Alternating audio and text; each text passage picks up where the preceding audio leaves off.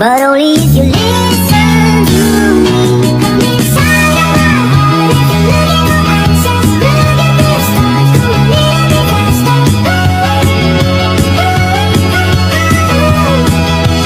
Assalamualaikum warahmatullahi wabarakatuh. Halo semuanya.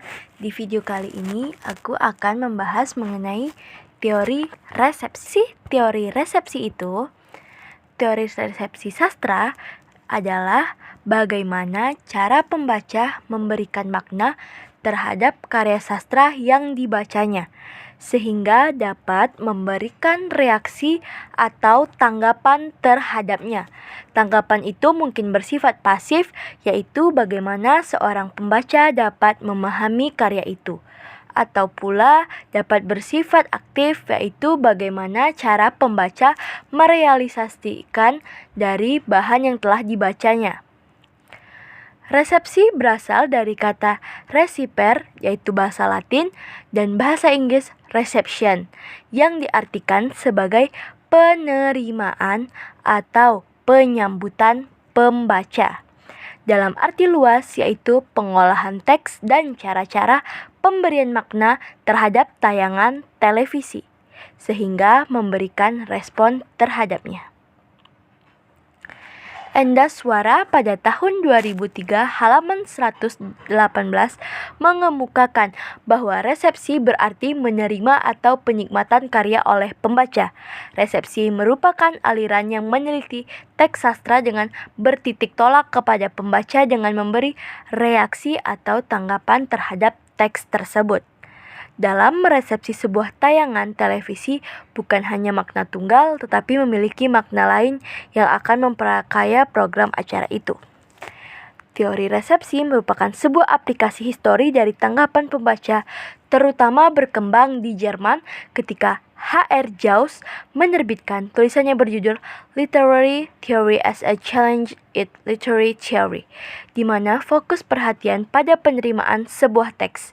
Minat utama bukan pada tanggapan seorang pembaca tertentu pada suatu teks atau pada suatu kurun tertentu, melainkan pada perubahan-perubahan tanggapan, interpretasi, dan evaluasi pembaca umum terhadap teks yang sama atau teks-teks yang berbeda.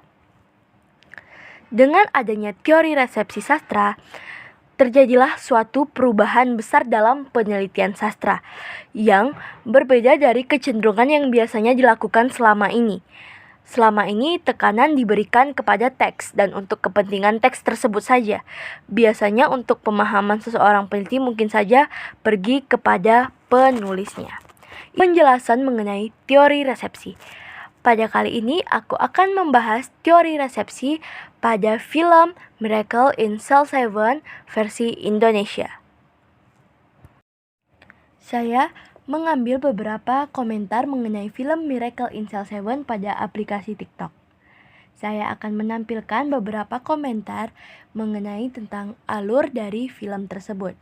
Beberapa orang mengatakan bahwa alur film tersebut merupakan alur naik turun atau alur campuran di mana yang membuat penonton, emosi dari penonton itu bercampur aduk.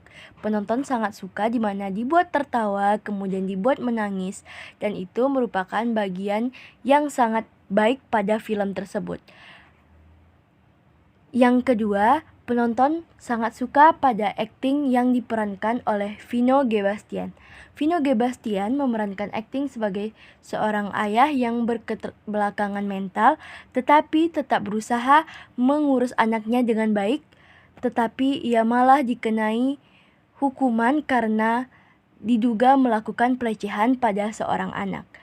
Akting Vino G. Bastian dipuji sangat bagus dan sangat baik dalam memerankan karakternya tersebut. Pemeran Vino G. Bastian sangat mendalami tokoh tersebut sehingga tokoh tersebut dibawakan secara natural dan membuat emosi para penonton sangat terkuras. Sehingga penonton sangat suka dengan akting dari Vino G. Bastian. Bukan hanya akting dari Vino G. Bastian saja, tetapi penonton juga suka akting-akting dari pemain lainnya, di mana ada lelucon yang tidak garing atau lelucon-lelucon yang masih bisa diterima dan dimengerti oleh para penonton, dan juga akting dari Mawar Eva De Jong di mana sangat membuat emosi ataupun haru dari para penonton. Itulah teori resepsi dari film Miracle in Cell 7 versi Indonesia.